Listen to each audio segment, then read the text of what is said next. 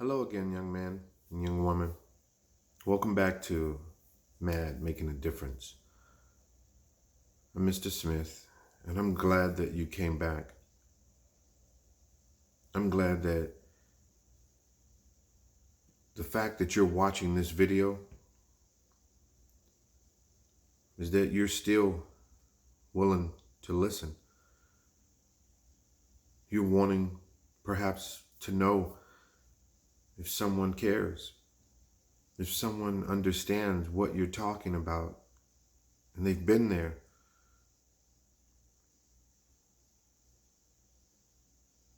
And this is part 2 to the first video. Do you really want to hurt yourself? When it comes to our emotions and our feelings, we've the world in which we live, young man and young woman, and I know you understand this. They've come up with all these big names and titles. They diagnose us with ADHD, and they diagnose us with depression and bipolar disorder. Everybody's got a problem. And perhaps you, young woman or young man, never thought about it. Well, if people are helping us, people are prescribing for us, then who's helping them? You heard correctly, young man or young woman. Everyone, everyone you've ever seen, everyone you've ever heard of, everyone you've ever known, those who you have yet to meet, both young and old, black and white, Hispanic, Asian, Indian, Pacific Islander, whatever they're named, they are in need of help. We need each other. We were not made to be alone. We were made to relate, to love one another, to be in relationship with other people. Men and women were made and designed in a way by God to come together in matrimony, marriage, create more men and women who love, support, encourage, respect, honor, guide, lead, teach, adore, provide deliverance, physically, financially. You were not born to be discarded or thrown away, used, disrespected, dishonored. Young woman, you're not a whore. You weren't born to be treated like one. You were not born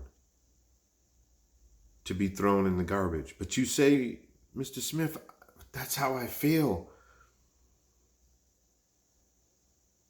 And the love that I look for, my father and my mother, they divide that love up between me and my brothers and sisters.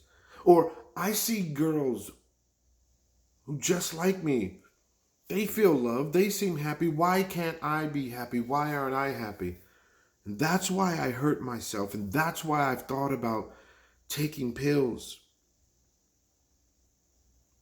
walking out in traffic. I don't care if I catch some disease from all the unprotected sex that I'm having. I don't care about the drugs. I don't care about letting more than 1 or 2, 3 boys at a time, or even adult men, just have sex with me. Because nobody cares, and that's how I feel loved and cared for when I'm used. If that's you, young woman,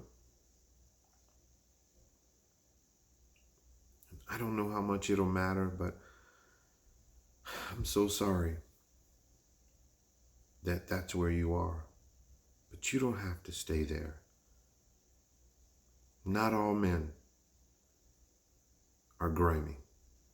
Not all young men want to hurt you. Not all young women are happy. You're not alone. They hurt.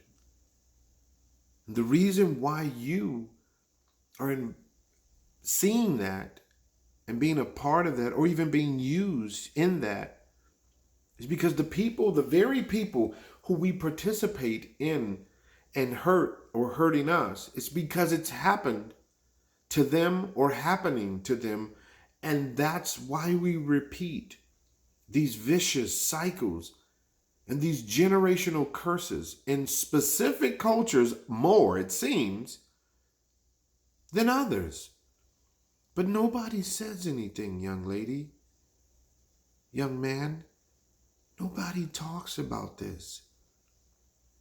Some of you young men and women have seen kids at your school. 1 minute they're there, the next minute they're not.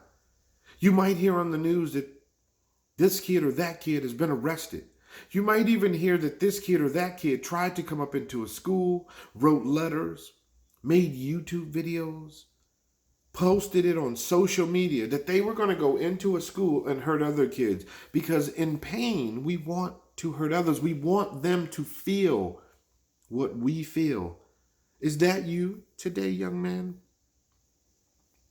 Are you running away from your family? Is that why you don't come home all the time? Is that why you'd rather be at your neighbor's?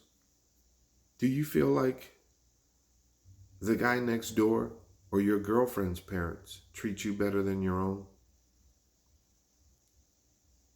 We've been there. There's a lot of adults who stand right there with you. A lot of them who are watching these videos, they know what you're talking about, young man. A lot of us as adults have carried these feelings into our adult life. We've carried these emotions, this pain, the suffering, the lies, the deception, the manipulation, the hurt, the distrust, the letdown, the disappointment. Whether it came through our parents divorcing, our parents being separated, our parents never being married, our parents being dead, our parents dying at times where we felt we needed them the most. Times where we wanted to celebrate our accomplishments, our victories, our goals being achieved. Then they left. And we blamed, and sometimes their death, on our choices and our circumstances and our outcomes. Young woman, you're not alone. You're really not. Young man, who told you that you weren't as important as the next young man in the house down the street? Who told you that your brother was more important than you? Where did you hear that from? Young man or woman living in a impoverished neighborhood or poor neighborhood or neighborhood where you don't feel there's any worth. Did you think that the young man or young woman who lives in the nicer neighborhood, or perhaps he's a different color than you, did you think for 1 minute that there's not problems in their home? Yeah, I used to feel that way. Being a man of color, or African American or black, or whatever you want to call me, I grew up believing that people, mostly people with money or white people, so I always associated money with white, or they had a better life. That's how I felt. I genuinely believed that white people didn't experience pain, that they don't go through problems. They've got it all figured out. Their parents come from money and their parents from money and so on and so on.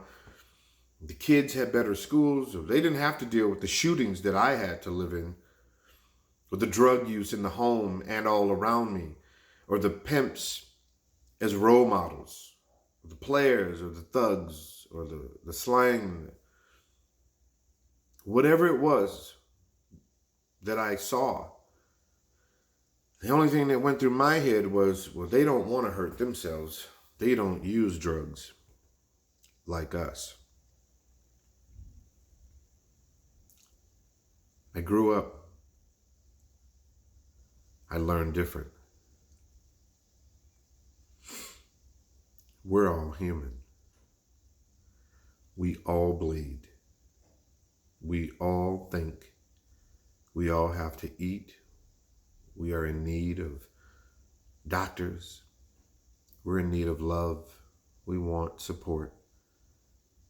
We want companionship. We love hugs. We love to kiss. We love to be kissed. We're searching for something. We all have created our own, in our own mind, that is, who God is. Is he a man old sitting in a rocking chair? Is he a white man? Is he a black man? Is he a Chinese man statue? Does he have 24 arms? Does he have half of an animal's face? Is he some mystical dust or powder? Why does he allow me, you say, young man and young woman, and I've been there. Where is he? Why does he allow this to happen to me? What have I done? Young man and young woman, I'm here to tell you today it's not your fault. And I'm here to tell you God is not to blame. Every man, every woman who fails to love you, support you, encourage you, protect you, to honor you, respect you, serve you, love you, hug you, it's their fault. We as parents, we as men and women who are called to be true guides, true leaders of integrity, pioneers of change. We are supposed to revolutionize the world in which we live, not just the black community, not just the white community, not Hispanic community only, the world. Children, you young man and young woman, you want love. You need love. And that's the only thing that's going to matter. That's the only thing that is going to shape your life. When you know and are certain that you can come home to a house that is safe, that men and women are not going to show you fighting and drug use and violence and screaming, that you are going to get a meal, that their only purpose in life is to see you succeed, and to tell you the truth about their life. That's the only thing that's going to matter. But Mr. Smith, that's not the case. You see, this parent got custody of me. This parent is living their best life now. It's because of me. They don't want me. No, young lady, that's not true. Perhaps they don't care about themselves and they don't want themselves.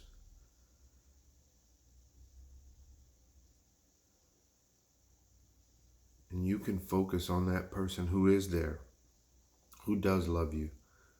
Young man, your dad just came back around. You needed him. Give him a chance. Do you really want to hurt yourself? Stay tuned.